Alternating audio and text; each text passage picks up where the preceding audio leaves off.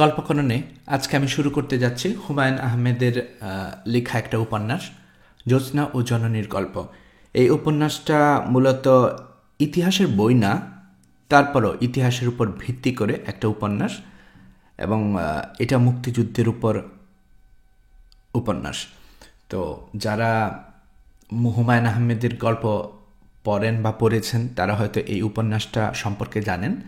তো এই উপন্যাসটা অনেক আগে থেকে পড়ার প্ল্যান ছিল, আবার নতুন করে প্ল্যান করলাম আবার। আর এই উপন্যাসটা অনেকটা বড়, সো বেশ কিছু পর্ব হবে। আশা করি আপনার ধৈর্য ধরে শুনবেন। উপন্যাস শুরু করার আগে লেখক হুমায়ুন আহমেদ পূর্বকথায় লিখেন, মুক্তিযুদ্ধ যখন শুরু হয় তখন আমার বয়স 23। আমি ঢাকা বিশ্ববিদ্যালয়ের ছাত্র। কেমিস্ট্রিতে অনার্স থিওরি পরীক্ষা দিয়েছি, প্র্যাকটিক্যাল পরীক্ষার জন্য অপেক্ষা। সুন্দর সময় কাটছে। আর মাত্র 1 বছর এমএসসি পাশ করে ফেলব, ইউনিভার্সিটির লেকচারার হিসেবে যোগ দেব, পিএইচডি করতে যাব দেশের বাইরে। গল্প উপন্যাসে আদর্শ ভালো ছাত্রের কিছু চিত্র আঁকা হয়। আমি ছিলাম সেরকম একজন। আদর্শ ভালো ছাত্রের বন্ধুবান্ধব থাকবে না, আমারও ছিল না। তাদের সময় কাটবে বই পড়ে, আমারও তাই কাটে। 69-এর গণ আন্দোলনের অতি উত্তেজনার সময়ে আমি ছিলাম উত্তেজনামুক্ত তরুণ যুবক, যার একমাত্র বিনোদন পাবলিক লাইব্রেরিতে গল্পের বই পড়া, শরীফ মিয়ার ক্যান্টিনে চা খাওয়া, মাঝে মধ্যে বাংলা একাডেমিতে উঁকি দেয়া।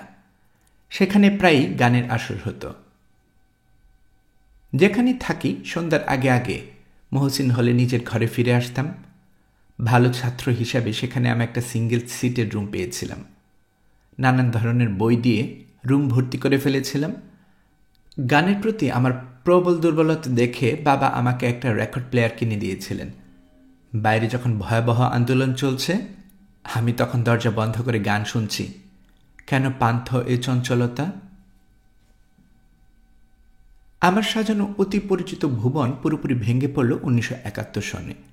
যে পরিস্থিতিতে আমি পড়লাম তার জন্য কোনো রকম মানসিক প্রস্তুতি ছিল না আমার। ছায়া ঘেরা শান্ত দিঘির একটা মাছকে হঠাৎ যেন নিয়ে যাওয়া হলো চৈত্রের দাবাদাহে ঝলসে যাওয়ার স্থলভূমিতে। কত বিচিত্র অভিজ্ঞতা! ভাই বোন নিয়ে এক জায়গা থেকে আরেক জায়গায় পালাচ্ছি। জীবন বাঁচানোর জন্য মাদ্রাসার ছাত্র হিসেবে ভর্তি হয়ে গেছি শনিশ্বর পীর সাহেবের মাদ্রাসায়। পাকিস্তান মিলিটারি মাথায় গুলির বাক্স তুলে দিয়েছে। অকল্পনীয় ওজনের গুলির বাক্স মাথায় নিয়ে সৈন্যদের সঙ্গে বারহাট্টা থেকে হেঁটে হেঁটে এসেছি নেত্রকোনা পর্যন্ত। মিলিটারির বন্দি শিবিরে কাটল কিছু সময়। কি ভয়ঙ্কর অত্যাচার! এক সকালে মিলিটারিদের একজন এসে আমার হাতে বিশাল সাইজের একটা সাকরকলা ধরিয়ে দিয়ে বলল, তোমাকে কাল সকালে গুলি করে মারা হবে, এটা তোমার জন্য ভালো। তুমি যদি নিরপরাধ হও সরাসরি বেহেশতে চলে যাবে, আর যদি অপরাধী হও তাহলে মৃত্যু তোমার প্রাপ্য শাস্তি। এসব ঘটনা আমি নানান সময়ে নানান পত্রপত্রিকায় লিখেছি। মুক্তিযুদ্ধের আনন্দ, বেদনা, হতাশা, গ্লানি নিয়ে বেশ কিছু ছোট গল্প লিখেছি, কয়েকটা উপন্যাসও লিখেছি। এক সময় মনে হলো মুক্তিযুদ্ধের পুরো সময় ধরে রাখার জন্য একটা উপন্যাস লেখা উচিত।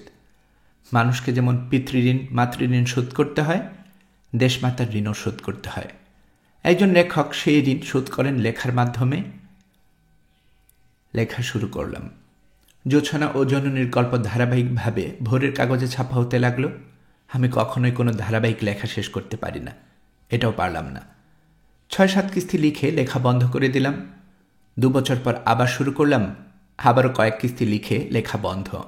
আর লেখা হয় না। অন্য লেখা লিখি, নাটক বানাই, সিনেমা বানাই, মুক্তিযুদ্ধের লেখাটা আর ধরা হয় না। মাঝে মাঝে খুব মন খারাপ লাগে। তখন নিজেকে এই বলে সান্ত্বনা দেই যে লিখব, একদিন লিখব, ব্যস্ততা কমলেই লেখা শুরু করব, এখনো সময় আছে, অনেক সময়। একদিন হঠাৎ টের পেলাম অনেক সময় আমার হাতে আর নেই। সময় শেষ হয়ে গেছে। জ্যোৎস্না ও জননীর গল্প আর লেখা হবে না। তখন আমি শুয়ে আছি সিঙ্গাপুরের মাউন্ট এলিজাবেথ হাসপাতালের একটা ট্রলিতে।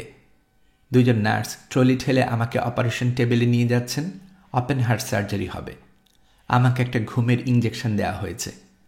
চোখের পাতা ভারী হতে শুরু করেছে। হাসপাতালের আলোর তীব্রতা দ্রুত কমে যাচ্ছে। যখন অচেতন হতে শুরু করেছি তখন মনে হলো জোছনা ও জননীর গল্প তো লেখা হলো না। আমাকে যদি আর একবার পৃথিবীতে ফিরে আসার সুযোগ দেওয়া হয়, আমি এই লেখাটি অবশ্যই শেষ করব। অচেতন হবার আগ মুহূর্তে হঠাৎ আনন্দে অভিভূত হলাম, কারণ তখনই টের পেলাম আমি আসলে একজন লেখক। মৃত্যুর খুব কাছাকাছি যাবার আগের মুহূর্তে অসমাপ্ত লেখার চিন্তাই ছিল আমার একমাত্র চিন্তা। দেশে ফিরে লেখায় হাত দিলাম। শরীর খুব দুর্বল, দিনে 2-3 পাতার বেশি লিখতে পারি না। এইভাবে লেখা শেষ করেছি। এখন আমার কাছে মনে হচ্ছে আমি দেশমাতার ঋণ শোধ করার চেষ্টা করেছি। এই আনন্দের কোনো সীমা নেই।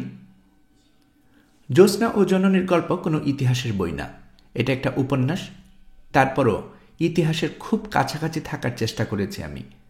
সেখানেও ভুলভ্রান্তি হতে পারে, হওয়াটাও স্বাভাবিক।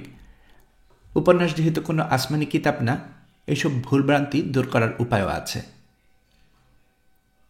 উপন্যাসের চরিত্র হিসেবে সেই সময়ের অতি গুরুত্বপূর্ণ কিছু মানুষজন এনেছি। এই স্বাধীনতা একজন উপন্যাসিকের আছে। গুরুত্বপূর্ণ মানুষদের চরিত্র ফুটিয়ে তোলার কোনো ভুল যদি করে থাকি, তার জন্য আগে ভাগে ক্ষমা চাচ্ছি। অতি বিনয়ের সঙ্গে সেই বিখ্যাত উক্তি মনে করিয়ে দিচ্ছি, একজন লেখক যা লিখবেন সেটাই সত্যি। সেই সত্য যা রচিবে তুমি, ঘটে যা তা সব সত্য নহে। কবি তব মনোভূমি রামের জন্মস্থান, অযোধ্যার চেয়ে সত্য যেন। উপন্যাসে বর্ণিত প্রায় সব ঘটনাই সত্যি। কিছু নিজের অভিজ্ঞতা থেকে লেখা, কিছু অন্যের অভিজ্ঞতা থেকে ধার নেয়া। প্রকাশিত হবার আগেই এই উপন্যাসের পাণ্ডুলিপি অনেককেই পড়িয়েছি, যারা মুক্তিযুদ্ধ দেখেনি। এই প্রজন্মের পাঠকদের কথা বলছি। তারা পড়ার পর বলেছে, উপন্যাসের অনেক ঘটনাই তাদের কাছে কাল্পনিক বলে মনে হচ্ছে। এরকম কি হয়? তাদের কাছে আমার একটাই কথা, সে বড় অদ্ভুত সময় ছিল। স্বপ্ন ও দুঃস্বপ্নের মিশ্র এক জগৎ, সবই বাস্তব, আবার সবই অবাস্তব। আমি সেই ভয়ঙ্কর সুন্দর সুপার রিয়েলিস্টিক সময় পার করে এসেছি। তার খানিকটা যদি ধরে থাকতে পারি, তাহলে আমার মানব জীবন সার্থক। জ্যোৎস্না ও জননীর গল্প বইটি লেখার ব্যাপারে নানান তথ্য দিয়ে যারা আমাকে সাহায্য করেছেন তাদের সবাইকে আন্তরিক ধন্যবাদ। মুক্তিযুদ্ধের উপর প্রকাশিত বইগুলো আমাকে খুব সাহায্য করেছে। বিশেষ করে উল্লেখ করছি রবীন্দ্রনাথ ত্রিবেদীর লেখা ৭১-এর ১০ মাস গ্রন্থটি। দীর্ঘ ১০ মাসের প্রতিদিনের ঘটনা তিনি খুব সুন্দর করে সাজিয়েছেন। লেখক লেখিকাদের ডায়েরির মতো লেখা বইগুলো আমাকে সাহায্য করেছে। ঢাকা শহরে প্রতিদিন কি ঘটেছিল ডায়েরি পড়ে তা বোঝা যাচ্ছিল। তবে এই প্রসঙ্গে ছোট্ট একটা খটকার কথাও বলি। ডায়েরি জাতীয় গ্রন্থগুলো পড়ে আমার মনে হয়েছে সেগুলো তখনকার লেখা না, পরে তারিখ দিয়ে সাজানো হয়েছে। কারণ একজন কোনো একটা বিশেষ দিনে লিখেছেন ঢাকা শহরে সকাল থেকে প্রবল বর্ষণ, আর একজন একই দিনে লিখেছেন কঠিন রোদ, রোদে ঢাকা শহর ঝলসে যাচ্ছে। একজন লিখেছেন এইমাত্র খবর পেলাম প্রবাসী সরকার শপথ দিয়েছে, অথচ শপথ অনুষ্ঠান হয়েছে তার 2 দিন পরে। ডায়েরি রচনায় রাজনৈতিক মতাদর্শ কাজ করেছে। কারো কারো ডায়েরিতে প্রতিদিনকার সমস্ত খুঁটিনাটি আছে, কিন্তু জিয়াউর রহমান নামের একজন মেজর, যিনি কালুরঘাট বেতার কেন্দ্র থেকে স্বাধীনতার যুদ্ধের সবাইকে আহ্বান করেছে, সেটা উল্লেখ নেই, তার নামটিও নেই। জাতির জনক বঙ্গবন্ধু শেখ মুজিবুর রহমানের ৭ই মার্চের বিখ্যাত ভাষণ প্রসঙ্গেও একই ব্যাপার। জাস্টিস মোহাম্মদ হাবিবুর রহমান সাহেবের বিখ্যাত গ্রন্থ বাংলাদেশের তারিখ প্রথম সংস্করণে তিনি উল্লেখ করেছেন ভাষণের শেষে শেখ মুজিবুর রহমান বলেন, জয় বাংলা, জিয়ে পাকিস্তান। দ্বিতীয় সংস্করণে তিনি জিয়ে পাকিস্তান অংশটি বাদ দিলেন। কবি শামসুর রহমানের লেখা আত্মজীবনী, যা দৈনিক জনকণ্ঠে কালের ধুলোয় লেখা শিরোনামে ধারাবাহিকভাবে প্রকাশিত হয়েছে, সেখানেও তিনি বলেছেন শেখ মুজিবুর রহমানের শেষ কথা ছিল জিয়ে পাকিস্তান। আরও অনেকের কাছে আমি এ ধরনের কথা শুনেছি যারা আওয়ামীর ভাবধারা মানুষ।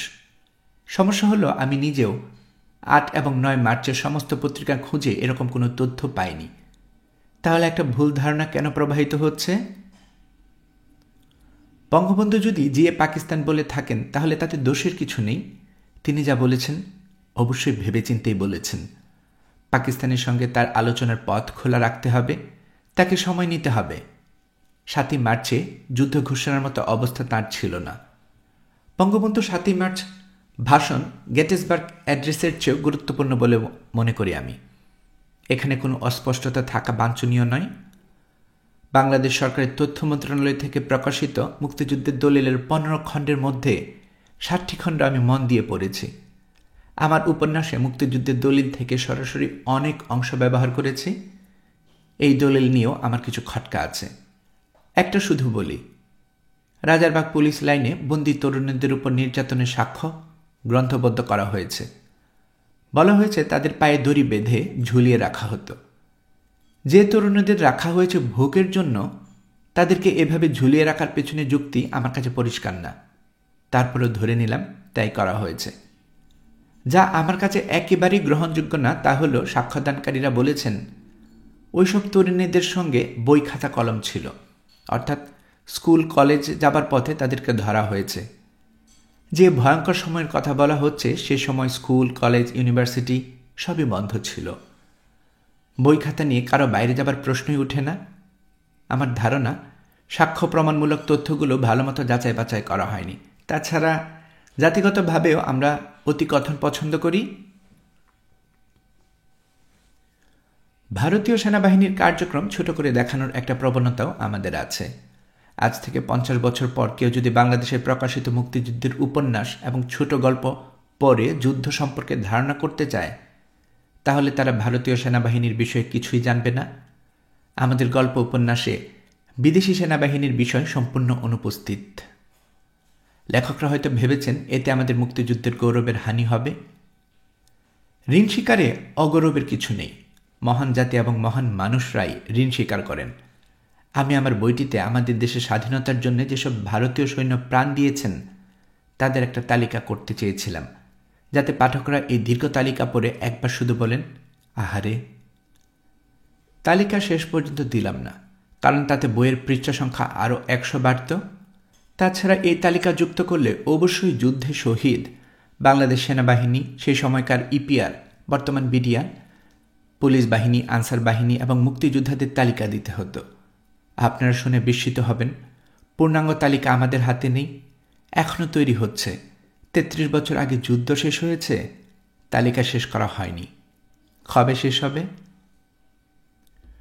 বীরশ্রেষ্ঠ তালিকার দিকে আমি প্রায়ই তাকাই, ছোট্ট একটা নিঃশ্বাস ফেলি। এই তালিকায় একজনও বেসামরিক মুক্তিযোদ্ধা নেই। অথচ আমি জানি এবং খেতাব যারা দিয়েছেন তারাও জানেন, বেসামরিক মুক্তিযোদ্ধাদের অনেকেই অসাধারণ সাহস দেখিয়েছেন।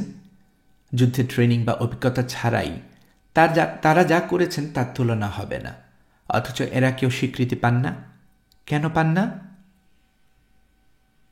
আমার এই বইটির অসম্পূর্ণতার মধ্যে একটি হলো পাকিস্তান সৈন্যদের দ্বারা অত্যাচারিত নারীদের বিষয়টি আনতে পারিনি।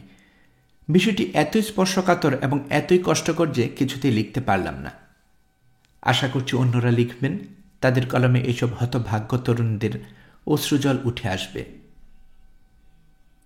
এখন নিতান্তই ব্যক্তিগত একটা বিষয় নিয়ে উল্লেখ করি। আজ থেকে প্রায় 20 বছর আগে আমার জন্মদিনে গুলকেতিন আমাকে একটা খাতা উপহার দিয়েছিলেন। স্পাইরাল বাইন্ডিং করা 500 পৃষ্ঠার নীল মলাটের খাতা। তার অনুরোধ ছিল প্রতিদিন 1 পৃষ্ঠা করে হলেও আমি যেন খাতাটায় মুক্তিযুদ্ধের একটা বড় উপন্যাস লিখি। সারা জীবনই গুলকেতিনকে অসুখী করেছি, মনে হয় আজ সে সুখী হবে।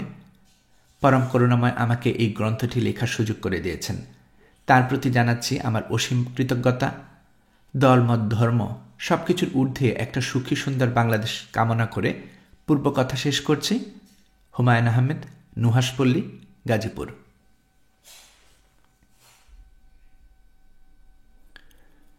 আজকে শুরু করছি জ্যোৎস্না ও জননী গল্পের প্রথম পর্ব।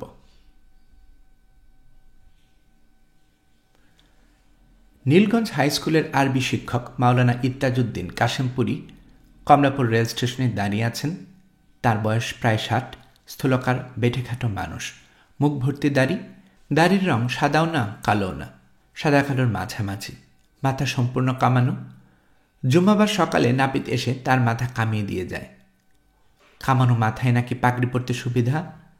শুক্রবারে তিনি পাগড়ি পরেন, চোখে সুরমা দেন, কানের লতিতে সামান্য আতর দেন, জানু পর্যন্ত লম্বা পিরান পরে জুম্মার নামাজে ইমামতি করতে যান। গত 15 বছর ধরেই তিনি এই কাজ করছেন। নীলগঞ্জ জুম্মা মসজিদের আলাদা ইমাম আছে, শুধু জুম্মার নামাজের দায়িত্ব তিনি পালন করেন। ইরতাজউদ্দিন কাশিমপুরের হাতে ধবধবে সাদা রঙের একটা রাজহাঁস। তিনি ডান হাতে রাজহাঁসের গলা চেপে ধরে আছেন। রাজহাঁসটা ছটপট করছে, পাকা ঝাপটাচ্ছে। কাশিমপুরের মুখ থমথম করছে, কারণ ট্রেন থেকে নামার সময় এই বিশাল পক্ষী ঠোকর দিয়ে তার কনুই থেকে রক্ত বের করে দিয়েছে। তাকে ঘিরে ছোটখাটো ভিড় জনতা কৌতূহল নিয়ে অপেক্ষা করছে।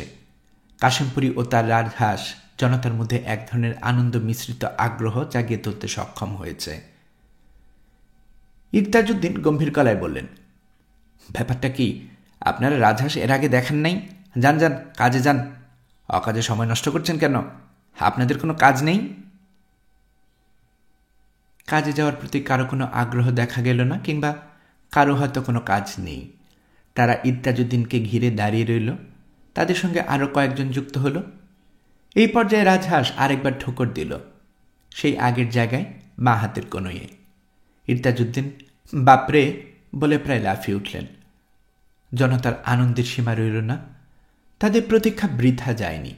এতক্ষণে দেখার মতো ঘটনা ঘটেছে। ইরতাজউদ্দিন বিস্মিত হয়ে ভাবলেন, মানুষ তার নিজ প্রজাতির দুঃখ কষ্টে এত আনন্দিত হয় কেন? তিনি ব্যথা পেয়েছেন, এতে অন্যরা আনন্দিত হবে কেন? এর মধ্যে রহস্যটা কি? ঠান্ডা মাথায় ব্যাপারটা নিয়ে একসময় ভাবতে হবে। এখন কিছুই ভাবা যাবে না, মাথা গরম হয়ে আছে। এর মধ্যে একজন উপদেশ দিতে এগিয়ে এলো। গম্ভীর গলায় উপদেশ দিল, জাতি হিসেবে বাঙালিদের উপদেশ প্রীতি আছে। চাচা মিয়া, ঠোঁট সাইপটা ধরেন। ঠোঁট সাইপটা ধরলে আর ঠোকর দিব না। ইরতাজউদ্দিন ক্লান্ত গলায় বললেন, আমার যা করার আমি করব, এই নিয়ে আপনাকে মাথা ঘামাতে হবে না।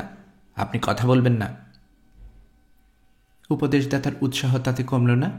সে জনতার দিকে তাকিয়ে বলল, জোরা সাথে না তাহলে এই অবস্থা। জোরা সাথে থাকলে রাজার শক্ত থাকে। মাওলানা সাহেব, এর জোরেরা কই? ইরতাজউদ্দিন কটমট করে তার দিকে তাকালেন, জবাব দিলেন না। ফাল্গুন মাসের শুরু, রাত 11টার মতো বাজে। গ্রামে এই সময় শীত থাকে। নীলগঞ্জে তাকে কাঁথা গায়ে দিয়ে ঘুমোতে হয়। এখানে ভ্যাপসা গরম, আকাশে মেঘ আছে, বিদ্যুৎ চমকাচ্ছে। ফাল্গুন মাসে এরকম ভ্যাপসা গরম থাকার কথা না। আকাশে মেঘ থাকার জন্যই বোধ হয় এই অস্বাভাবিক উত্তাপ। বিদ্যুৎ যেভাবে চমকাচ্ছে তাতে মনে হয় বৃষ্টি নামবে। বৃষ্টি নামলেও সমস্যা, তিনি ছাতা আনেননি। বাইরে বের হলেন তিনি সবসময় ছাতা সঙ্গে রাখেন। এবার ভুল করে ছাতা আনেননি। বয়স যে হচ্ছে তার এটা একটা লক্ষণ। বয়সকালে মানুষ ছোটোখাটো ভুল করতে থাকে। ছোটোখাটো ভুল করা যখন অভ্যাস হয়ে যায় তখন করে বড় ভুল। ইরতাজউদ্দিনের গায়ে তসরের গলাবদ্ধ কোট, গলায় মাফলার। গরমে তার গা ঘেমে যাচ্ছে। কে জানত ঢাকা শহরে ফাল্গুন মাসের শুরুতে শীত থাকে না। শহরে মানুষ বেশি হয়ে গেছে। শহরে মানুষের শরীরে গরম, শহর গরম। কত লক্ষ লক্ষ লোক এই শহরে বাস করছে কে জানে। সংখ্যাটা জানা থাকা দরকার। তার পানির পিপাসা হচ্ছে। পানি কোথায় পাওয়া যায় ইরতাজউদ্দিন জানেন না। এত বড় স্টেশন বানিয়ে রেখেছে, কিন্তু পানির ব্যবস্থা রাখেনি। পুতলা পাটলি, পানির পিপাসা এবং কনুয়ের হাঁসের কামড় নিয়ে তিনি বড়ই বিব্রত বোধ করছেন। তাকে যেতে হবে মালিবাগ, 18/6, পশ্চিম মালিবাগ, গলির ভেতরে বাসা। আগে একবার মাত্র এসেছেন, এখন খুঁজে পাবেন কি না জানেন না। ঢাকা শহরের সব গলি তার কাছে এরকম লাগে। শুধু গলি কেন, এই শহরে মানুষগুলোকেও একই রকম লাগে। মানুষ তো নয়, যেন মানুষের ছায়া। মানুষের সঙ্গে মানুষের তফাৎ করা যায়, ছায়ার সঙ্গে ছায়ার তফাৎ করা যায় না। ঢাকা শহর হলো ছায়া মানুষের দেশ, ছায়ানগরী। কমলাপুর থেকে মালিবাগ 1 টাকার ভাড়ায় ইরতাজউদ্দিন একটা রিক্সা জোগাড় করে ফেললেন। রিক্সাওয়ালা তাকে ঠকালো কি না তিনি বুঝতে পারছেন না। ঢাকা শহরে তার আশা হয় না। রিক্সা ভাড়া সম্পর্কে তার ধারণা নেই। তিনি কাউকে ঠকাতে চান না, কারো কাছ থেকে ঠকতেও চান না। শহরের মানুষ অন্যকে ঠকাতে ভালোবাসে। রিক্সাওয়ালা ভাই, আপনার নাম কি? বদরুল। শোনেন বদরুল ভাই, 1 টাকার বদলে আমি আপনাকে 2 টাকা দেব। আপনি বাসাটা খুঁজে বের করে দেবেন। আমার কাছে ঠিকানা আছে, 18/6, পশ্চিম মালিবাগ। রাজি আছেন? রাজি থাকলে বলেন আলহামদুলিল্লাহ, রাজি না থাকলে কোনো কথা বলার প্রয়োজন নাই। বাসা রেলগেটের লগে? এসব আমার কিছুই মনে নাই। একবার মাত্র এসেছিলাম। শুধু মনে আছে বাসার সঙ্গে একটা ছাতিম গাছ আছে, মরা গাছ। ছাতিম হলো পল্লীগ্রামের গাছ, এরা শহরে বাঁচে না বলেই মারা যায়। উঠেন দেখি, আল্লাহ ভরসা। আপনাকে আলহামদুলিল্লাহ বলতে বলেছিলাম, বলেন আলহামদুলিল্লাহ। রিকশাওয়ালা বিস্মিত গলায় বলল, আলহামদুলিল্লাহ। রাত কম হয়নি, অথচ দোকানপাট খোলা, রাস্তায় প্রচুর লোক, চায়ের দোকানে গান বাজছে। এর মানে কি? এরকম কি সারা রাতেই চলবে? এরা রাতে ঘুমোবে না? কিছু দূর যেতেই তার রিকশা একটা মিছিলের মধ্যে পড়ে গেল। বড় কিছু না, 25-30 জনের মিছিল। তবে তাদের সবার হাতেই মশাল। মশাল থেকে আলো যত না বেরোচ্ছে, তার চেয়ে বেশি হচ্ছে ধোঁয়া। প্রত্যেকের মুখ ঘামে চকচক করছে। তাদের গলা তত জোরালো না, মনে হয় অনেকক্ষণ মিছিল করে তারা ক্লান্ত। বদরুল রাস্তার একপাশে রিকশা দাঁড় করিয়ে কৌতূহলী চোখে মিছিলের দিকে তাকিয়ে রইল। তারা একটাই স্লোগান দিচ্ছে, জালো জালো, আগুন চালো। ইরতাজউদ্দিন ভ্রু কুঁচকে ভাবতে লাগলেন, এটা কেমন স্লোগান? জালো জালো, আগুন জালো কেন? স্লোগান হওয়া উচিত শান্তি বিষয়ক, নেভাও নেভাও, আগুন নেভাও। মিছিল দেখে রাজহাঁস উত্তেজিত হয়ে পড়েছে, লাফ দিয়ে নেমে পড়তে চাচ্ছে। ইরতাজউদ্দিন বিরক্ত মুখে হাঁসের গলা চেপে ধরে বসে আছেন। রাজহাঁস অবাক হয়ে মিছিলের মশাল দেখছে। তার জীবনে কেটেছে কুপি এবং চাঁদের আলোর আশেপাশে। মশালের আলোয় সে ইরতাজউদ্দিন সাহেবের মতোই অভ্যস্ত নয়, মাঝে মধ্যে সে ডানা ঝাপটাচ্ছে। মিছিল হুট করে একটা গলির ভেতরে ঢুকে পড়ল। হঠাৎ চারদিক শান্ত হয়ে গেল। রিকশাওয়ালা রিকশা চালাতে শুরু করল। খুশি খুশি গলায় বলল, রাজহাঁসটার দাম কত হয়েছে স্যার? ইরতাজউদ্দিনের মন খারাপ হয়ে গেল। শহরের মানুষ সবকিছু বিবেচনা করে দাম দিয়ে, ভালো কিছু দেখলে প্রথমে সে দাম জিজ্ঞেস করবে। ইরতাজউদ্দিন বললেন, হাঁসটা ঘরের, খরিদ করি নাই। আমার ছোট ভাই থাকে মালিবাগে, তার জন্য নিয়ে যাচ্ছি। না, ঠিক তার জন্য না, তার একটা মেয়ে আছে। এপ্রিল মাসে তার বয়স হবে 4, তার জন্য নিয়ে যাচ্ছি। শিশুরা পশু পাখি পছন্দ করে। শহর বন্দরে থাকে, এইসব জিনিস তো আর দেখে নাই। ইরতাজউদ্দিন সাহেব লক্ষ্য করলেন তার ক্ষুধাবোধ হয়েছে। নানান উদ্বেগ ও উত্তেজনায় তার ক্ষুধার কথা এতক্ষণ মনে হয়নি, এখন ক্ষুধা জানান দিচ্ছে। সন্ধ্যায় কিছু খাওয়া হয়নি, রাত হয়েছে মেলা, 12টার কম না। বয়সের সঙ্গে সঙ্গে খিদে সহ্য করার ক্ষমতাও মানুষের কমে যায়। বয়সে শুধু যে শরীর ভাঙে তাই না, শরীরের ভেতরে যে আত্মা বাস করে সে আত্মাও ভাঙতে থাকে। আত্মা ক্ষতিগ্রস্ত হবার কারণে বুড়োরা নিজের অজান্তেই ভ্রান্তির জগতে চলে যায়। তিনি নিজেও চলে গিয়েছেন কিনা কে জানে। একমাত্র সত্যবাদী তাই ভ্রান্তির জগতে প্রবেশে বাধা দেয়। তিনি এই কারণে সত্য কথা বলেন। গত 20-25 বছরে তিনি মিথ্যা বলেছেন এরকম মনে পড়ে না। বালিবাগে অনেকক্ষণ ধরেই রিকশা ঘুরছে। বাসা খুঁজে পাওয়া যাচ্ছে না, নম্বরের কোনো ঠিক ঠিকানা নেই। এই 13 নম্বর বাড়ি, পরেরটা 111। মাঝখানের নম্বরগুলো গেল কোথায়? পশ্চিম মালিবাগ যদি হয়ে থাকে তাহলে পূর্ব মালিবাগও থাকার কথা। পূর্ব মালিবাগ বলে কিছু নেই। আশ্চর্য কথা, গলিতে লোকজন তেমন নেই। মাঝে মাঝে যে 2-1জনকে পাওয়া যাচ্ছে তারা এ পৃথিবীতে বাস করে বলে মনে হয় না। 18/6 বাসটা কোথায় জিজ্ঞেস করার পর অবাক হয়ে অনেকক্ষণ তাকিয়ে থাকে, তারপর হাই তোলে। বিস্মিত মানুষ হাই তুলতে পারে না। এদের বিস্ময় যেমন মেকি, হাইটাও তেমন মেকি। শহরের সব কিছু মেকি। এতক্ষণ ধরে মাফলার পরে থাকায় গলা চুলকাচ্ছে। 2 হাতই বন্ধ, গলা চুলকানো সম্ভব না। মানুষের 3টা করে হাত থাকলে ভালো হতো। 3 নম্বর হাতটা সবসময় অসময়ে কাজে লাগত। এই ধরনের অদ্ভুত চিন্তা মাথায় আসায় ইরতাজউদ্দিন মনে খুবই দুঃখ পেলেন। আল্লাহ পাক অনেক চিন্তা ভাবনা করে মানুষ বানিয়েছেন। তিনি যদি মনে করতেন মানুষের 3টা হাত প্রয়োজন, 3টা হাতই তিনি দিতেন। ইরতাজউদ্দিন সাহেব মনে মনে 3 বার বললেন, তাওবা, আস্তাগফিরুল্লাহ। রাজহাঁসটা বড়ই যন্ত্রণা করছে। তিনি গলা চেপে ধরে আছেন, এই অবস্থাতেও কামড়ানোর চেষ্টা করছে। 2টা হাঁস আনেননি? তার 2টা আনার পরিকল্পনা ছিল, একটাকে ধরা গেল না। মেয়ে হাঁসটা ধরা পড়ল না। তার পুরুষ সঙ্গী ঝাঁপিয়ে পড়ল পুকুরে। বেচারা এখন বোধহয় সঙ্গিনীকে খুঁজে বেড়াচ্ছে। জোর ভেঙে একটাকে আনা ঠিক হয়নি। ইত্তাজুদ্দিনের মন খারাপ লাগছে। বোবা প্রাণী মনের কষ্টের কথা কাউকে বলতে পারবে না। একজন আরেকজনকে খুঁজবে, মানুষের নিষ্ঠুরতার ব্যথিত হবে। তারপরও তাকে বাস করতে হবে মানুষের সঙ্গে। এই তাদের নিয়তি। বাসা শেষ পর্যন্ত পাওয়া গেল। এই তো লেখা 18/6। এই তো সেই ছাতিম গাছ। আগে যেরকম মরা মরা ছিল, এখনও মরা মরা। ইত্তাজুদ্দিন সাহেব রিকশাওয়ালাকে 2 টাকার বদলে অতিরিক্ত একটা আধুলি দিলেন। তার ইচ্ছে করছে একটি মুড়িও দিয়ে দিতে। সাহেদের কথা মনে করে এনেছেন বলে দিতে পারছেন না। বদরুল মিয়া। যে ছাড়, আপনি অনেক কষ্ট করেছেন। আমি আপনার জন্য খাস দিলে দোয়া করব। বদরুল গামছা দিয়ে মুখ মুছতে মুছতে বলল, আপনি আজীব লোক। আজীব কেন? বকশিস দিলেন, আবার দোয়া করলেন। কেউ এমন করে না। ইত্তাজুদ্দিন দীর্ঘ নিঃশ্বাস ফেলে বলতে লাগলেন, আমরা সবাই আজীব। আমি যেমন আজীব, আপনিও আজীব।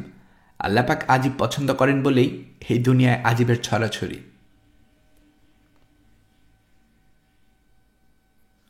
বাসার সবাই ঘুমে, ঘর অন্ধকার, গেট তালাবদ্ধ। ইত্তাজুদ্দিন বিরক্ত হচ্ছেন। শহরের লোকজনের অবিশ্বাস্য দেখে বিরক্ত। গেটে তালা দেওয়ার দরকার কি? অনেকক্ষণ গেট ধরে ধাক্কাধাক্কি এবং উঁচু গলায় শাহেদ শাহেদ বলে চিৎকার করে ঘরের ভেতরে বাতি জ্বলল। অপরিচিত একজন লোক দরজা খুলে বের হয়ে এসে বললেন, কে? লোকটা লম্বা ও ফর্সা, গলার স্বর মেয়েলি। গলার স্বরে বোঝা যাচ্ছে তিনি ভয় পেয়েছেন। আপনি কে? আমি ইত্তাজুদ্দিন, নীলগঞ্জ থেকে আসছি। অ্যাসিস্ট্যান্ট হেডমাস্টার, আরবি ও ধর্মশিক্ষক, নীলগঞ্জ হাই স্কুল। কাকে চান? শাহেদের কাছে এসেছি। আমি শাহেদের জ্যেষ্ঠ ভ্রাতা। আপনাকে সালাম দিতে ভুলে গেছি। গুস্তাকে মাফ করবেন। আসসালামু আলাইকুম। লোকটি এতক্ষণ বারান্দায় দাঁড়িয়েছিলেন, এখন দরজার আড়ালে চলে গেলেন। তবে দরজা খোলা। লোকটিকে এখনও দেখা যাচ্ছে। যে কোনো কারণেই হোক তিনি ভয় পাচ্ছেন। তাকে দেখেও লোকজন ভয় পেতে পারে, এই চিন্তাটা ইত্তাজুদ্দিনকে পীড়িত করেছে। কি করে তিনি লোকটার ভয় ভাঙাবেন তাও বুঝতে পারছেন না। লোকটা সালামের জবাব দেয় নাই। এটা তো ঠিক না। সালাম হচ্ছে শান্তির আদান প্রদান। শাহেদ নামের কেউ বাড়িতে থাকে না। থাকেন না মানে? উনি চলে গেছেন। আমি নতুন ভাড়াটে। কোথায় গেছে জানেন? না না। কেউ কি জানে? আমি জানি না, কেউ জানে কি না। ভদ্রলোক দরজা বন্ধ করার উপক্রম করেছে।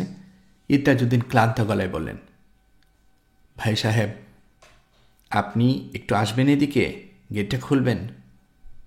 কেন? হ্যাঁ, আমার সঙ্গে একটা রাজহাঁস ছিল, ওইটা আপনাকে দিয়ে যেতাম। রাজহাঁস?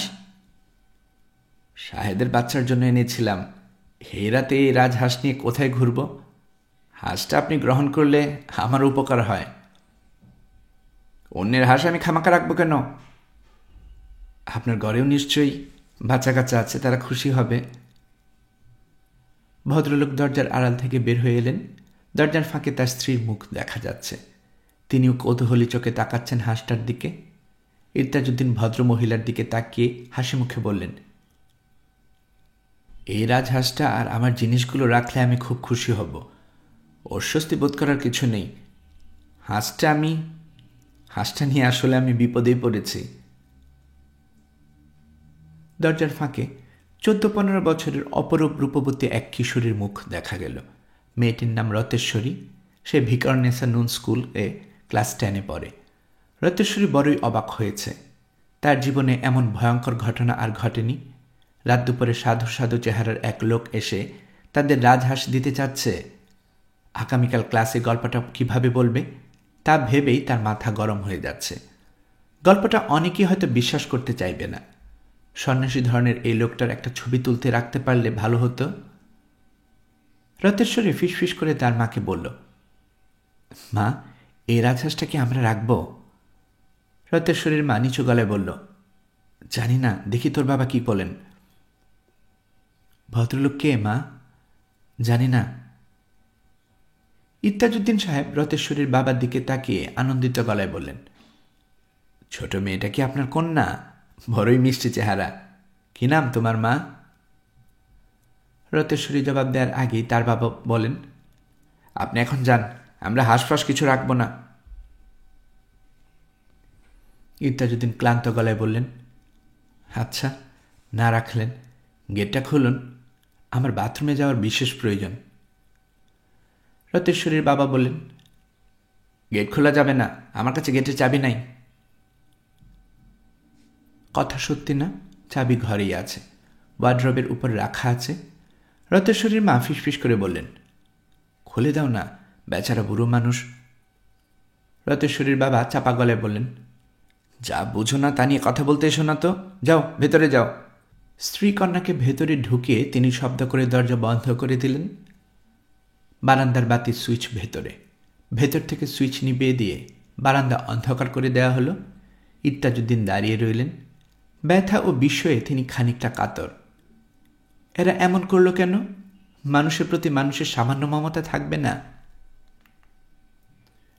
গেটের উপর দিয়ে তিনি রাজহাঁসটা ছুঁড়ে ভেতরে দিলেন।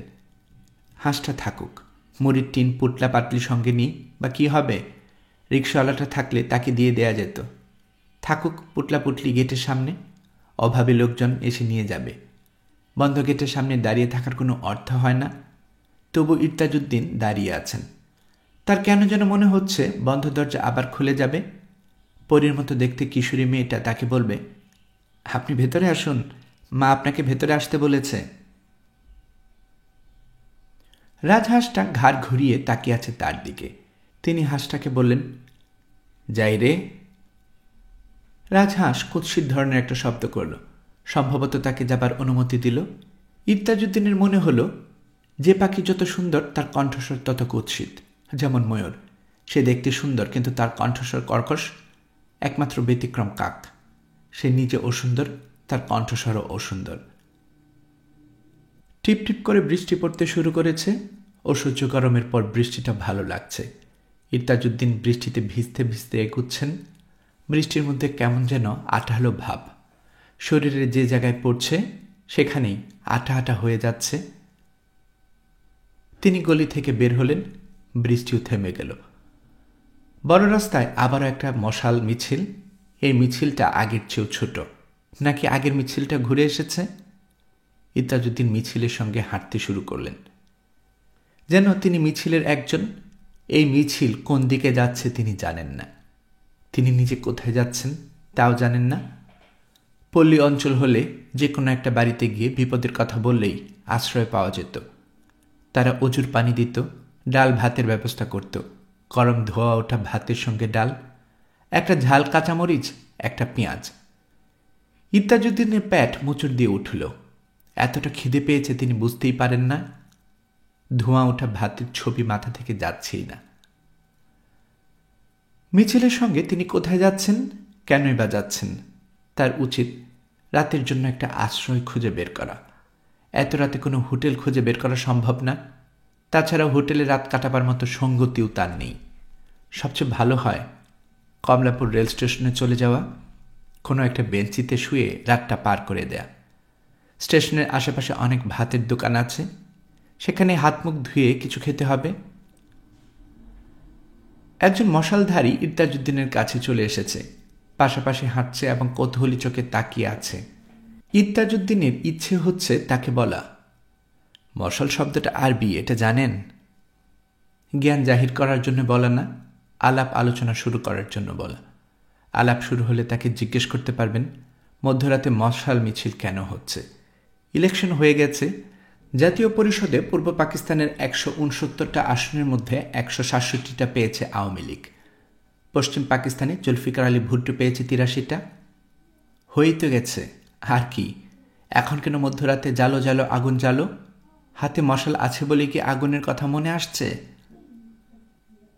হাতে মশাল থাকলেই আগুন জ্বালাতে ইচ্ছে করে। হাতে তলোয়ার থাকলে কোপ বসাতে ইচ্ছে করে, বন্দুক থাকলে ইচ্ছে করে গুলি করতে। মানব চরিত্র বড়ই অদ্ভুত। আচ্ছা, কারো হাত ভর্তি ফুল দিয়ে গেলে সে কি করবে? ফুল বিলাতে শুরু করবে। ইরতাজউদ্দিন থমকে দাঁড়ালেন। কি আশ্চর্য! তিনি শাহেদের আগের বাড়িটার সামনে দাঁড়িয়ে আছেন। মিছিল চক্রাকারে ঘুরছে, তাকে এনে ফেলেছে আগের জায়গায়। গেটের সামনে রাখা মুড়ির টিন দুটো নেই, তবে গেটের ভেতরে রাজহাঁসটা দেখা যাচ্ছে। ঘরের কোনো এক জায়গায় অন্ধকারে ঘাপটি মেরে বসে আছে। এরাও বোধহয় মানুষের শরীরের গন্ধ চেনে। রাজহাঁস গোপন আশ্রয় ছেড়ে ডানা মেলে ছুটে আসছে ইরতাজউদ্দিনের দিকে। কি অপূর্ব দৃশ্য! ইরতাজউদ্দিন ছোট্ট নিঃশ্বাস ফেলে হাঁটতে শুরু করলেন। এখন গন্তব্য ঠিক করা কমলাপুর রেল স্টেশন। রাজহাঁসটা ঘাড় ঘুরিয়ে ইরতাজউদ্দিনকে দেখছে। সে কি বিস্মিত হয়েছে? বিস্মিত হবার ক্ষমতা কি এদের দেয়া হয়েছে? শাহেদের ঠিকানা বের করতে ইরতাজউদ্দিন সাহেবের প্রায় 24 ঘন্টা লেগেছে। এই 24 ঘন্টা বলতে গেলে তার পথে পথেই কেটেছে। রাত কাটিয়েছেন কমলাপুর রেল স্টেশনে। স্টেশনের কাছে এক মসজিদে ফজরের নামাজ পড়ে শাহেদের খুঁজে বের হলেন। সেই অনুসন্ধানে ইতি হল রাত 9:25। রায়ের বাজারের গলির ভেতরে পুরনো ধরনের দোতলা বাড়ি। একতলায় বাড়িওয়ালা থাকেন। খুবই আশ্চর্যের ব্যাপার, এই বাড়ির সামনেও একটা ছাতিম গাছ। তবে এই গাছটা সতেজ। শাহেদ কি ঠিক করেছে ছাতিম গাছ নেই এমন কোনো বাড়ি সে ভাড়া করবে না? ইরতাজউদ্দিনের দিকে তাকানো যাচ্ছে না। শাহেদকে খুঁজে বের করার পরিশ্রমে মনে হয় তার বয়স বেড়ে গেছে। চোখ টকটকে লাল। প্রচণ্ড গরমেও তার শীত শীত লাগছে, জ্বরের পূর্ব লক্ষণ। শাহেদ বিস্মিত হয়ে বলল, ভাইজান, আপনার এই কী অবস্থা? এরকম দেখাচ্ছে কেন আপনাকে? শরীর খারাপ নাকি? ইরতাজউদ্দিন ক্লান্ত গলায় বললেন, শরীর ঠিকই আছে, পরিশ্রম হয়েছে। তোমার বাসা খুঁজে পাচ্ছিলাম না, শেষ পর্যন্ত অফিসে গেলাম। আজ যে অফিস ছুটি তাও জানতাম না। বাসার ঠিকানা পেলেন কি করে? অফিসের দারোয়ানের কাছ থেকে তোমার এক কলিগের ঠিকানা পেলাম, রহমান সাহেব। তিনি থাকেন বাসাবো নামের এক জায়গায়। নাকি খুঁজে বের করলাম। তিনি আবার তোমার ঠিকানা জানেন না, তবে অন্য একজনকে চিনেন যে তোমার ঠিকানা জানে। সে এক লম্বা গল্প, শুনে লাভ নেই। বাসার লোকজন কোথায়? রুনির মা? শাহেদ ইতস্তত করে বলল, হাসমানি তার মায়ের বাসায় গেছে। আপনি আসার কিছুক্ষণ আগে গেল। আমার শাশুড়ির শরীর খারাপ, খবর পেয়ে গেছে। তুই যাসনি কেন? শাশুড়ি হলেন মাতৃসম, তার সেবা করলে মাতৃঋণ শোধ হয়। তোর জন্মের পর পর মা মারা গেলেন, তাই তো তোর আর মাতৃঋণ শোধ করার সুযোগ পাসনি। পিতৃঋণ শোধ না করলেও চলে, মাতৃঋণ শোধ করতে হয়। যাই হোক, তোদের বাথরুম কোন দিকে? গোসল করব। অনেক নামাজ কাজা হয়েছে। ঘরে জানামাজ আছে? শাহেদ লজ্জিত ভঙ্গিতে বলল, জি না, পরিষ্কার চাদর আছে, বিছিয়ে দিচ্ছি। ইরতাজউদ্দিন গম্ভীর গলায় বললেন, নামাজ পড়িস আর না পড়িস, মুসলমানের ছেলে, এই কারণেই ঘরে একটা জায়নামাজ, একটা তসবি, একটা টুপি, এইসব থাকা দরকার। ভাইজান, গরম পানি লাগবে? পানি গরম করে দিই? গরম পানি লাগবে না।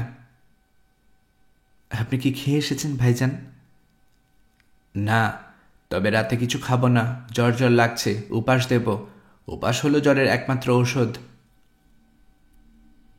জ্বরে গায়ে গোসল করবেন?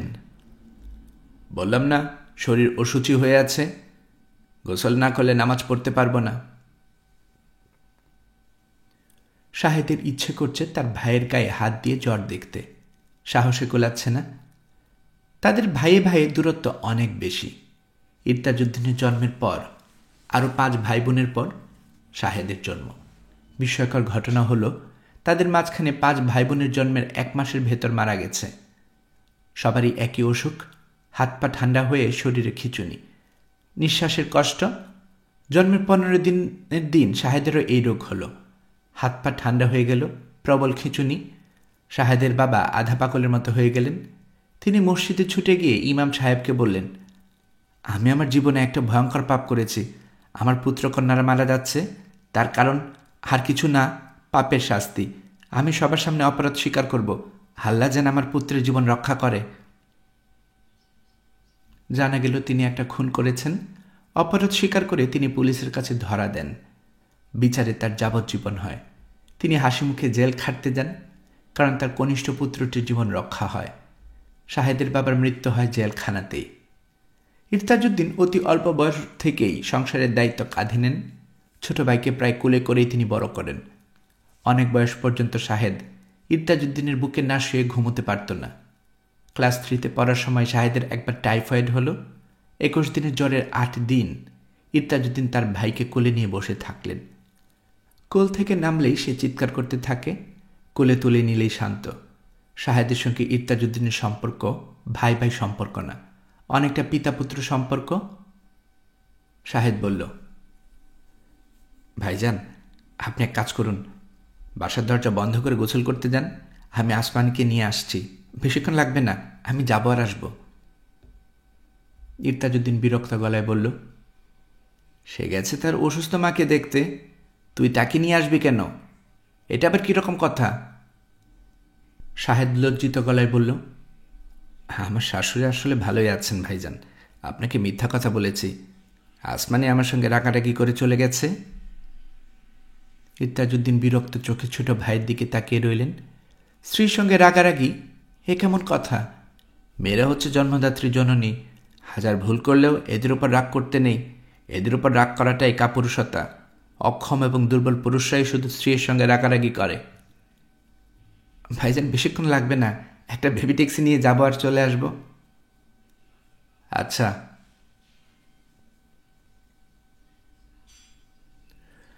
আসমানের সঙ্গে শাহেদের ঝগড়ার কারণ অতি তুচ্ছ। মজার ব্যাপার হলো, তাদের সব বড় বড় ঝগড়াই তুচ্ছ কারণ দিয়ে হয়েছে। আজকের ঝগড়ার বিষয়বস্তু বাথরুমের ছিটকিনি। ছিটকিনি খুলে পড়ে গেছে।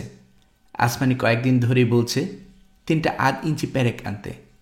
শাহেদ রোজই বলছে নিয়ে আসবে, কিন্তু আনছে না। এই ছিটকিনি নিয়েই শাহেদের সঙ্গে আসমানির ঝগড়া হয়ে গেল। ভয়াবহ ধরনের ঝগড়া। আজ সন্ধ্যাবেলা শাহেদ মোহাম্মদপুর বাজার থেকে চাল ডাল কিনে ফিরেছে। ঘরে ঢোকা মাত্র আসমানি বলল, প্যারেক এনেছ? শাহেদ পাঞ্জাবি খুলতে খুলতেও বলল, প্যারেক প্যারেক করে তো তুমি দেখি আমার মাথা খারাপ করে ফেলেছ। কানু বিনে গীতা নেই। তোমারও দেখি প্যারেক ছাড়া কোনো কথা নেই। মাথার মধ্যে একটা জিনিস ঢুকলে আর বের হয় না, তাই না? আসমানি বলল, তার মানে তুমি আনোনি, তাই তো? না। আনোনি কেন? ভুলে গেছি, সেজন্যই আনিনি। সবার স্মৃতিশক্তি তো আর তোমার মতো না। সবাই তো আর হাতি না যে সবসময় সব কিছু মনে থাকবে। তার মানে কি এই যে তুমি কোনোদিনই আনবে না? শাহেদ গম্ভীর মুখে বলল, এখনই তোমার প্যারেক এনে দেব, এটা নিয়ে আর কথা শুনতে চাই না। এমন কি কথা আমি তোমাকে বললাম? যা বলেছ যথেষ্ট বলেছ। শাহেদ হন হন করে বের হয়ে গেল। যাওয়ার সময় দরজাটা ধরাম করে লাগিয়ে দিয়ে রাগ দেখিয়ে গেল। আসমানির মনটা খারাপ হয়ে গেল। বেচারা বাজার নিয়ে ফিরেছে। এরই মধ্যে প্যারেকের ব্যাপারটা না তুললেও হতো। বাড়িওয়ালার শালা মজনুকে একটা টাকা দিলে সে এনে দিত। শাহেদের যখন মনে থাকে না, তখন শুধু শুধু তাকে বিরক্ত করা কেন? আসমানের নিজের উপরে রাগ লাগছে। সে ঠিক করে ফেলল, শাহেদ এলে সে এমন কিছু করবে যেন সে রাগ ভুলে আচমকা খুশি হয়ে ওঠে। শাহেদকে হঠাৎ খুশি করার একটা পদ্ধতি সে জানে। সমস্যাটা হলো, পদ্ধতিটা ব্যবহার করতে তার খুব ভয় লাগছে। 3টা প্যারেক হলেই হয়। শাহেদ 1 কেজি প্যারেক নিয়ে ফিরল। প্যারেকের সঙ্গে হাতুড়ি, স্ক্রুড্রাইভার। নিজে খুটখুট করে বাথরুমের ছিটকিনি লাগালো। আসমানিকে বলল, যাও, তোমার বাথরুমে ঠিক হয়েছে। এবার ছিটকিনি লাগিয়ে বাথরুমে গিয়ে বসে থাকো। ঘড়ি দেখে 2 ঘন্টা বসে থাকবে। 2 ঘন্টার আগে যদি বের হও, তোমার খবর আছে। আসমানি আহত গলায় বলল, আমাকে বাথরুমে বসে থাকতে হবে কেন? বসে থাকতে হবে কারণ প্যারেক এনে ছিটকিনি লাগানো হয়েছে। প্যারেক প্যারেক প্যারেক, আমার জীবন অতিষ্ঠ করে তুলেছ। দেশের কি অবস্থা, বেতন হবে কি না, অফিস থাকবে কি না, এসব নিয়ে কোনো মাথা ব্যথা নেই। প্যারেক প্যারেক প্যারেক, আমার লাইফটা কয়লা বানিয়ে ফেললে। আমি তোমার জীবন কয়লা বানিয়ে ফেলেছি? হ্যাঁ হ্যাঁ, তুমি। আসমানের চোখে পানি এসে গেল। চোখের এই পানি শাহেদকে কোনো ক্রমেই দেখানো যাবে না। সে অন্যদিকে তাকিয়ে বলল, আমার জন্য তোমার যেন জীবন আর কয়লা না হয় সেই ব্যবস্থাই করছি। এখন থেকে তোমার জীবন হবে চন্দন কাঠ। বলে রান্নাঘরে ঢুকে পড়ল। শাহেদ সামনে থাকলে সে দেখে ফেলবে আসমানি কাঁদছে। এটা হতে দেয়া যায় না। কাঁদতে কাঁদতে আসমানি ডাল চড়ালো, ডিমের ঝোল রান্না করল। রাত 9টায় সহজ গলায় বলল, আমি যাচ্ছি। শাহেদ বিস্মিত হয়ে বলল, কোথায় যাচ্ছ? কাঁঠাল বাগানে মার কাছে যাচ্ছি। এখন থেকে মার জীবন কয়লা বানাবো। তোমার মূল্যবান চন্দন কাঠ জীবন কয়লা বানাবো না। আসমানি, তোমার কি মনে হয় না তুমি বাড়াবাড়ি করছো? না, আমার সেরকম মনে হচ্ছে না। আলমারির চাবি ড্রেসিং টেবিলে রেখে গেলাম। রুনির জামা কাপড় পাঠিয়ে দিও। আমার কোনো কিছু পাঠাতে হবে না। তার মানে কি পুরোপুরি বিদায়? হ্যাঁ। রুনি মায়ের কোলে গলা জড়িয়ে ধরে ঘুমোচ্ছে। এমনিতে সে রাত 11টা পর্যন্ত জেগে থাকে, আজ 9টা বাজতেই ঘুম। রুনি জেগে থাকলে আসমানির যাওয়া এত সহজ হতো না। রুনি কিছুতেই বাবাকে ছেড়ে যাবে না। শাহেদ শুকনো গলায় বলল, যেতে চাও যাবে, রাত দুপুরে যাবার দরকার কি? সকাল হোক তারপর যাবে। আসমানি বলল, কোনো অসুবিধা নেই, মজনু আমাকে পৌঁছে দেবে। ওকে রিক্সা আনতে বলে এসেছি। ওকে আবার কখন বললে? আধ ঘন্টা আগে বলে এসেছি। তোমার সামনে দিয়ে গিয়েছি, তুমি খবরের কাগজ পড়ছিলে বলে দেখনি। আসমানির গলার স্বরে কোনো রাগ নেই, যেন তাদের মধ্যে কোনো ঝগড়া হয়নি। সব কিছুই স্বাভাবিক। শাহেদ দ্রুত চিন্তা করছে, এই মুহূর্তে ঠিক কী করা উচিত। ক্ষমা প্রার্থনা করা যেতে পারে, সেটাই সবচেয়ে বুদ্ধিমানের কাজ হবে। ক্ষমা প্রার্থনা করলেই যে লাভ হবে তাও মনে হয় না। আসমানি প্রচণ্ড রেগে গেছে। এই রাগ সহজে যাবে না, ভোগাবে। সবচেয়ে ভালো হবে রাগ কমানোর জন্য সময় দিলে। 2 দিন পর কলাবাগানে মুখ কালো করে উপস্থিত হলেই আসমানির রাগ অনেকটা কমে যাবে। যেতে হবে গভীর রাতে, 11:30 12টার দিকে। গভীর রাতে যাওয়ার সুবিধা হলো আসমানি তাকে এত রাতে একা একা বাসায় ফিরতে দেবে না। কাজে এই মুহূর্তে রাগ কমানোর জন্য ব্যস্ত হবার কোনো প্রয়োজন নেই, বরং নিজের রাগ খানিকটা দেখানো যেতে পারে। শাহেদ রাগ দেখানোর জন্য কঠিন চোখে আসমানির দিকে তাকিয়ে রইল। চেষ্টা করল পলক না ফেলে তাকিয়ে থাকতে। আসমানি স্বামীর সর্পদৃষ্টি সম্পূর্ণ উপেক্ষা করে সহজ গলায় বলল, আমি যাচ্ছি, দরজা লাগিয়ে ঘুমোবে। দরজা লাগিয়ে ঘুমাই না খোলা রেখে ঘুমাই সেটা আমার ব্যাপার, তোমাকে উপদেশ দিতে হবে না। তুমি যাও, তোমার মায়ের কোলে গিয়ে ঘুমিয়ে থাকো। দয়া করে 24 ঘন্টা পার না হতে আমাকে ফিরিয়ে আনার জন্য রাত দুপুরে উপস্থিত হবে না। এত শখ আমার নাই। তুমি বিয়ের 5 বছরের মধ্যে আমার শখ মিটিয়ে ফেলেছ। শাহেদ আরও কঠিন কিছু বলতে যাচ্ছিল, সেই সুযোগ পাবার আগেই আসমানি বের হয়ে গেল। শাহেদ পরের 5 মিনিট ঝিম ধরে বসে থাকল। তার মাথায় ভালো একটা আইডিয়া এসেছে। আসমানি রিক্সা করে গিয়েছে, সে যদি দ্রুত বের হয়ে একটা বেবি ট্যাক্সি নিয়ে কলাবাগানে চলে যায় তাহলে কাজটা মন্দ হয় না। আসমানি রিক্সা থেকে নেমে দেখবে শাহেদ বারান্দায় বসে গম্ভীর মুখে খবরের কাগজ পড়ছে, হাতে চায়ের কাপ। পরিকল্পনা কাজে লাগানো গেল না, কারণ শাহেদ যখন বেবি ট্যাক্সির সন্ধানে যাবে বলে ঠিক করেছে তখনই ইরতাজউদ্দিন কাশেমপুরীর গলা শোনা গেল। শাহেদ, শাহেদ আছো? এটা কি শাহেদের বাসা?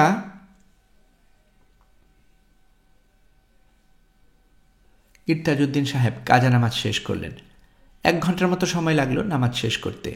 নিজে খবরের কাগজ খুঁজে বের করে পড়লেন। খবরের কাগজের কোনো কিছুই বাদ দিলেন না, শুধু মিটিং মিছিলের খবর। অফিস আদালত কারখানা শেখ সাহেবের আঙ্গুলের ইশারায় চলছে। মেয়েরা গেরিলা ট্রেনিং নিচ্ছে। রেডিও টিভিতে জাতীয় সঙ্গীত প্রচার বন্ধ করা হয়েছে। কাগজ পড়ে আরও 8 ঘন্টা গেল। শাহেদ ফিরল না। ইরতাজউদ্দিন সাহেব খুবই বিরক্ত হলেন। যাবে আর আসবে বলে কেউ 1.5 ঘন্টার জন্য উধাও হয়? কথায় কাজে মিল থাকতে হয়। গোসলের পর তার ক্ষুধা বোধ হচ্ছে। যে জ্বর আসবো করছিল তা মনে হয় আপাতত সরে গেছে। ইরতাজউদ্দিন সাহেব এক ফাঁকে রান্নাঘরে ঢুকে ঘুরে এলেন। খাবার থাকলে খেয়ে নেবেন। ডিমের ঝোল আছে, ডাল আছে, কিন্তু ভাত নেই। 4টা চাল কি তিনি নিজেই চড়িয়ে দিতে পারেন? নিজের রান্না তিনি নিজে করেন। কয়েক মুঠ চাল সিদ্ধ করা কোনো ব্যাপারই না। কিন্তু আসমানির ব্যাপারটা পছন্দ করবে না। মুখে প্রকাশ না করলে বিরক্ত হবে। মেয়েরা কোনো এক বিচিত্র কারণে বাড়ির পুরুষদের রান্নাঘরে দেখলে বিরক্ত হয়। ইত্তাজউদ্দিনের সময় কাটছে না। তিনি বারান্দায় চলে এলেন। ছোট্ট বারান্দা, দুটা বেতের চেয়ার পাশাপাশি সাজানো। বারান্দা থেকে রাস্তায় খানিকটা দেখা যায়। তিনি চেয়ারে বসলেন। বারান্দায় কিছু হাওয়া আছে, বসার চেয়ারটাও আরামদায়ক, বসে থাকতে ভালো লাগছে। ঘুম ঘুম পাচ্ছে, ঘুমিয়ে পড়াটা ঠিক হবে না। শাহেদ এত দেরি করছে কেন? রাত বেশি হয়ে গেলে আসমানিকে সঙ্গে নিয়ে ফেরা ঠিক হবে না। ইত্তাজউদ্দিন ঝুমুতে লাগলেন। ঘুমটা কাটানো দরকার। রুনি এসে দেখবে তার বড় চাচা বারান্দার চেয়ারে বসে হা করে ঘুমোচ্ছে। বিকট শব্দে তার নাক ডাকছে। এই দৃশ্য তার ভালো লাগবে না। সে সারা জীবন মনে করে রাখবে। বড় চাচার কথা মনে হলেই এই দৃশ্য তার চোখে ভেসে উঠবে। একটা কোনো জিনিস শিশু অবস্থায় মাথায় ঢুকে গেলে আর বের হয় না। ইত্তাজউদ্দিন ঘুম তাড়াবার প্রাণপণ চেষ্টা করছেন। তিনি তার বিয়ের দিনের কথা মনে করলেন। ঘুম তাড়াবার এটাই হলো অব্যর্থ ঔষধ, কোরামিন ইঞ্জেকশন। বিয়ের স্মৃতি একবার মনে হলে কোথায় যাবে ঘুম? তিনি কল্পনায় দেখতে পাচ্ছেন বরযাত্রী নিয়ে উপস্থিত হয়েছেন বড়লেখা গ্রামে। সুন্দর করে সাজানো বিয়ে বাড়ি, কলাগাছ দিয়ে একটা গেট করা হয়েছে। গেটে লেখা স্বাগতম। বানানটা ভুল, আকার বাদ পড়েছে। কিন্তু বিয়েবাড়ি যেমন ঝিমঝিম ধরে আছে, কন্যাপক্ষ কারো মুখে কোনো কথা নেই। চারদিকে ফিসফাস, কানাকানি। কিছুক্ষণের মধ্যে জানা গেল কন্যার কলেরা হয়েছে। সকাল থেকে ভেদভূমি হয়েছে, আছরের নামাজের ওয়াক্তে মারা গেছে। তারপর শোনা গেল এখনও মারা যায়নি, বেঁচে আছে। চিকিৎসার জন্য তাকে সদরে নেওয়া হয়েছে, তবে বাঁচার আশা ক্ষীণ। আসল খবর জানা গেল অনেক পরে। মেয়ের কলেরা হয়নি, তাকে সদরে নেওয়া হয়নি, সে পালিয়ে গেছে। তার এক দূর সম্পর্কের খালাতো ভাইয়ের সঙ্গে শেষ রাতে ট্রেনে কোথায় যেন চলে গেছে। ইত্তাজউদ্দিন আর বিয়ে করেননি। তাকে বুঝিয়ে সুঝিয়ে বিয়েতে রাজি করানোর তেমন চেষ্টাও কেউ করেনি। তার মুরব্বী কেউ ছিল না। ভোর রাতে যে মেয়েটি পালিয়ে গিয়েছিল তাকে ইত্তাজউদ্দিন মাঝে মাঝে স্বপ্নে দেখেন। স্বপ্নে সে তার স্ত্রীর মতোই আচরণ করে। স্বপ্ন দেখার সময় ইত্তাজউদ্দিন লজ্জা পান। স্বপ্ন ভেঙে যাবার পরও লজ্জা পান। স্বপ্ন ভেঙে যাবার পর তিনি আল্লাহ পাকের কাছে করুণ গলায় বলেন, হে পরওয়ারদিগার, তুমি আমাকে দিয়ে কেন এই খেলা খেলছ? আমি তো খুবই নাদান বান্দা। আমি যখন মেয়েটিকে পুরোপুরি ভুলে যাই, তখন স্বপ্নে আবার আমার কাছে তাকে নিয়ে আসো কেন? এই ধরনের হৃদয়হীন খেলা শুধু শিশুরাই খেলে। তুমি কি শিশু? ইত্তাজউদ্দিন বেতের চেয়ারে কাত হয়ে ঘুমিয়ে পড়েছেন। ঘুমিয়ে পড়ার সঙ্গে সঙ্গে তিনি স্বপ্নে মেয়েটিকে দেখলেন। এইবার মেয়েটির কোলে 4-5 বছরের একটা শিশু। শিশুটি দেখতে রুনির মতো, তবে খুবই রোগা, মনে হয় অসুস্থ। মেয়েটি কাঁদো কাঁদো গলায় বলল, তুমি এখনো ঘুমাচ্ছ? বাইরে কি অবস্থা তুমি জানো না? বাড়িঘর সব জ্বালিয়ে দিচ্ছে, মিলিটারির সমানে গুলি করছে। নাও, ওকে কোলে নাও, চলো পালাই। ইত্তাজউদ্দিন সঙ্গে সঙ্গে বুঝে ফেললেন তিনি স্বপ্ন দেখছেন। ঘুম ভাঙলেই এই দৃশ্য মিলিয়ে যাবে। তিনি চেষ্টা করলেন জেগে উঠতে। চেষ্টা জোরালো হলো না, কারণ স্বপ্নটা দেখতে তার ভালো লাগছে। মেয়েটার নাম আসমা বেগম। ভীত মুখে মজা দেখছে, কারণ তিনি জানেন যা ঘটছে স্বপ্নে ঘটছে, ভয় পাবার কিছু নেই। এ কি, তুমি এখনো বসে আছো? মেয়েটাকে কোলে নাও, তার জ্বর। ইত্তাজউদ্দিন লজ্জিত গলায় বলল, মেয়েটার নাম কি? আসমা অত্যন্ত বিরক্ত হলো। এই ভয়ঙ্কর সময়ে তুমি তামসা করছো? নিজের মেয়ের নাম তুমি ভুলে গেছ? এই বলেই সে চুপ করে মেয়েটাকে ইত্তাজউদ্দিনের কোলে ফেলে দিল। তখন বাইরে হইচই প্রবল হলো। একজন আগুন আগুন করছে, চারদিকে ছুটাছুটি করছে। মেশিন গানের একটালা গুলির শব্দ শোনা যাচ্ছে।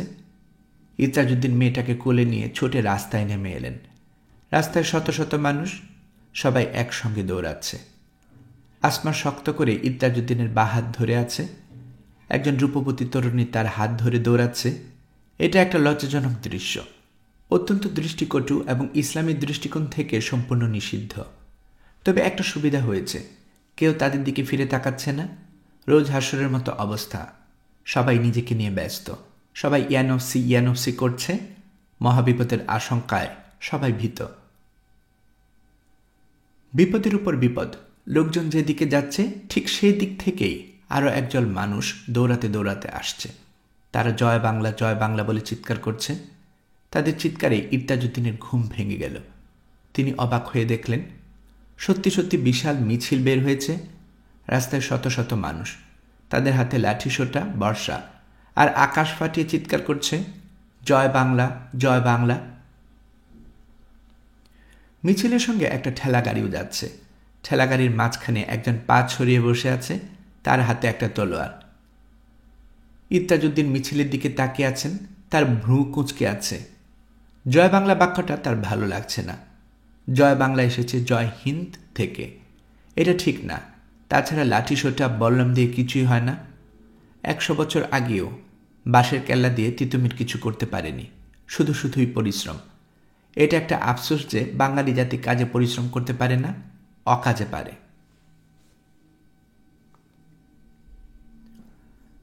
শাহেদ রাত 12টার দিকে শুকনো মুখে ফিরল।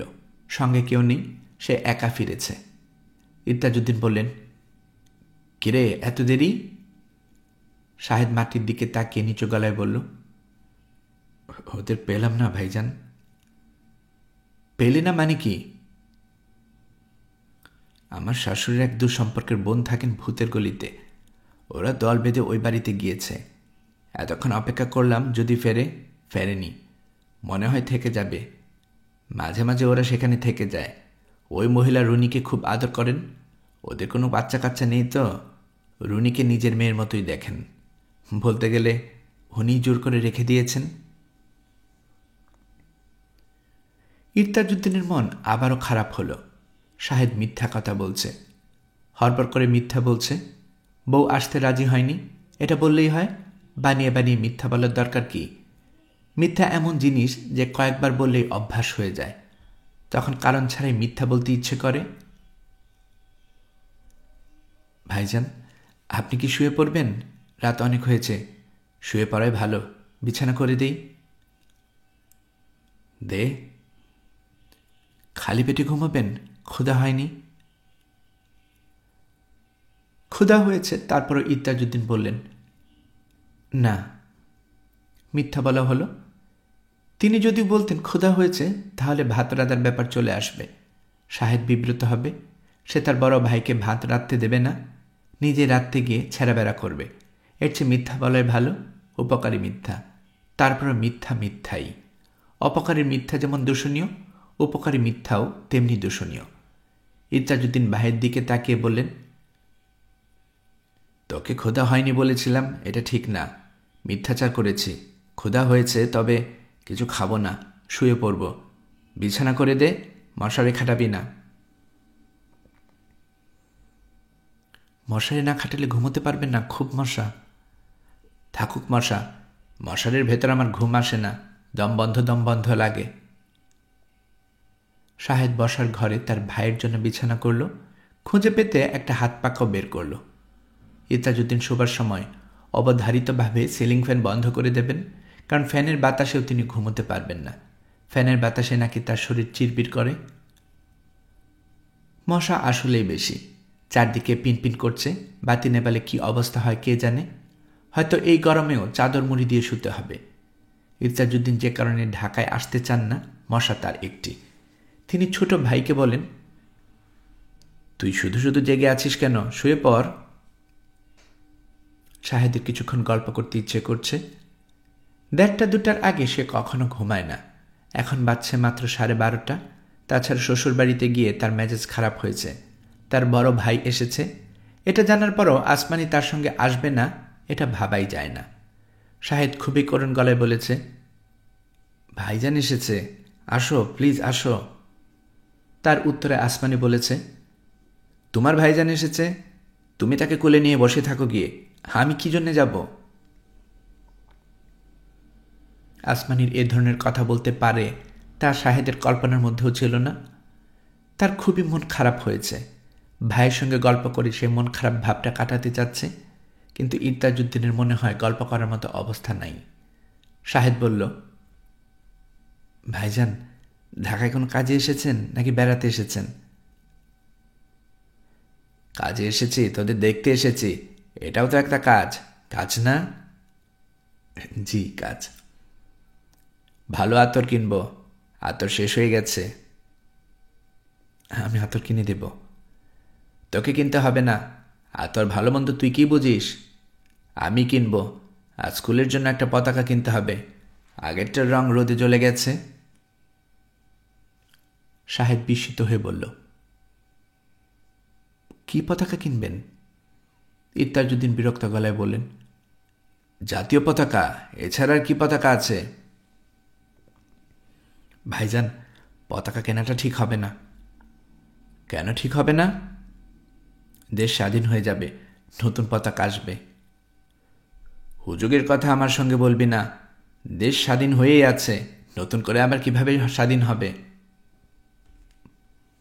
শাহেদ নরম গলায় বলল, ভাইজান, আপনি পরিস্থিতিটা বুঝতে পারছেন না।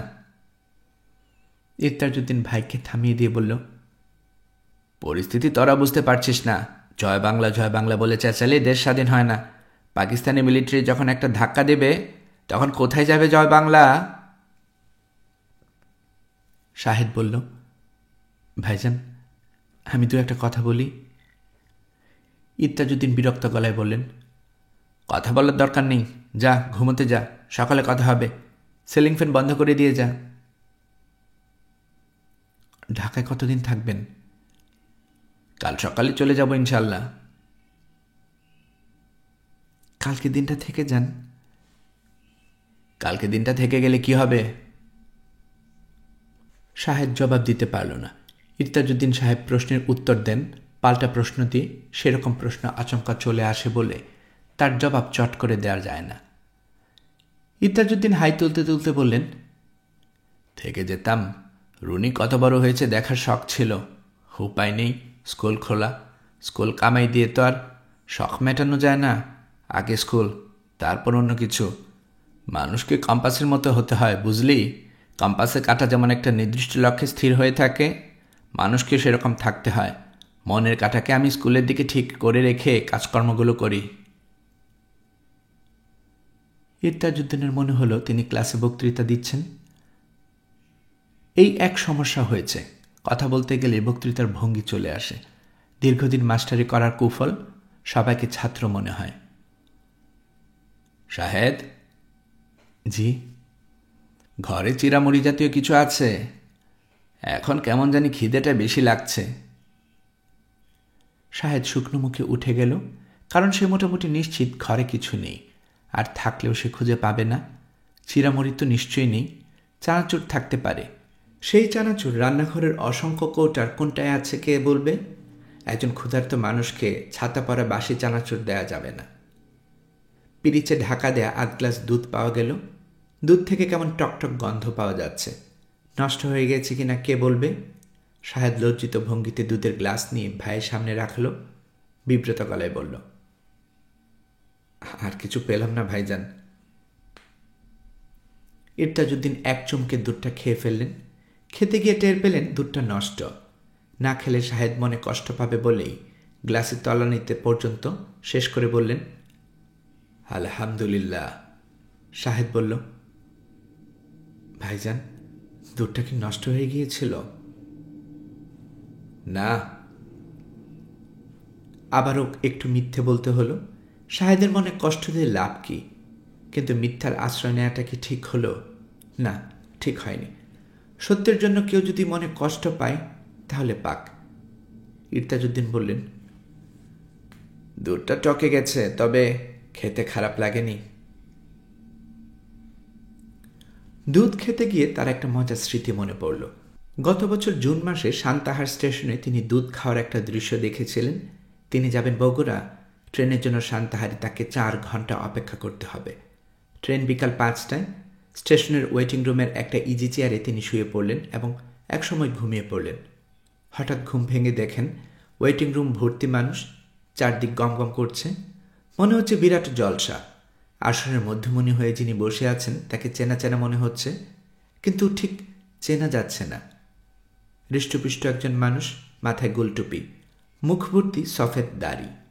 তার হাতে কে একজন কানায় কানায় ভর্তি 1 গ্লাস দুধ এনে দিল।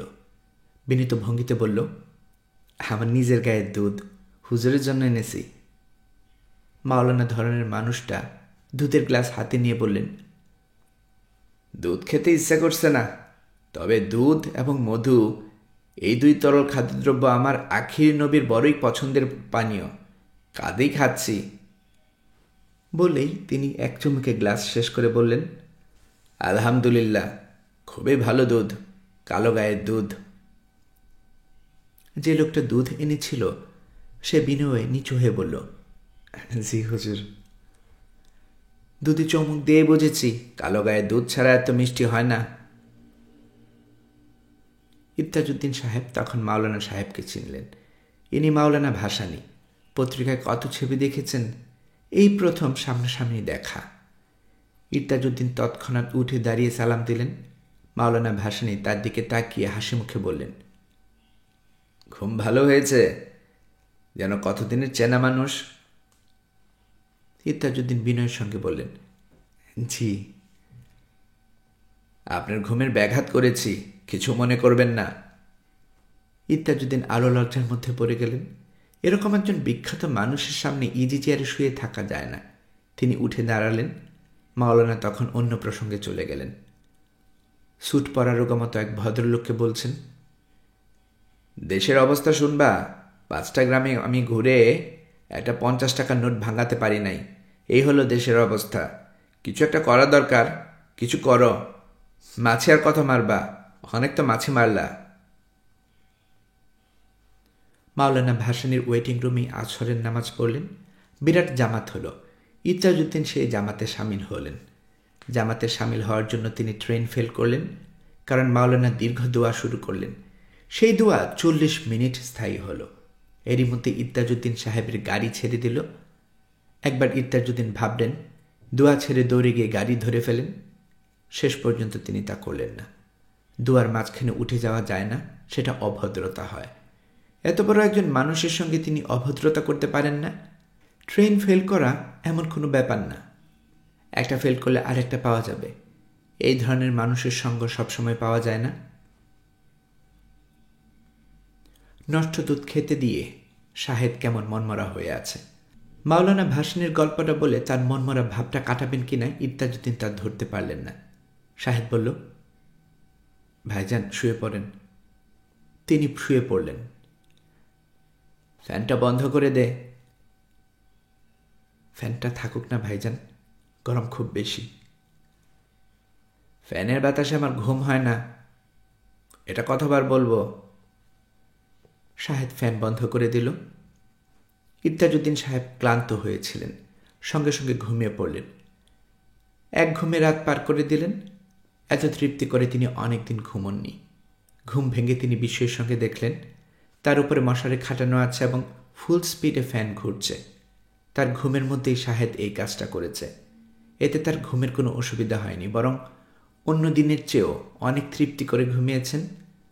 মশারি এবং ফ্যান সম্পর্কে তার এতদিনের ধারণায় কিছু ভুল আছে। এই ভুল শুধরাতে হবে।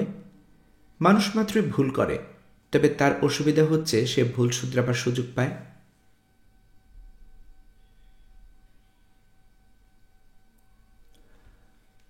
গল্পকরণে এতক্ষণ আপনারা শুনছিলেন হুমায়ুন আহমেদের লেখা উপন্যাস জ্যোৎস্না ও জননীর গল্প এর প্রথম পর্ব।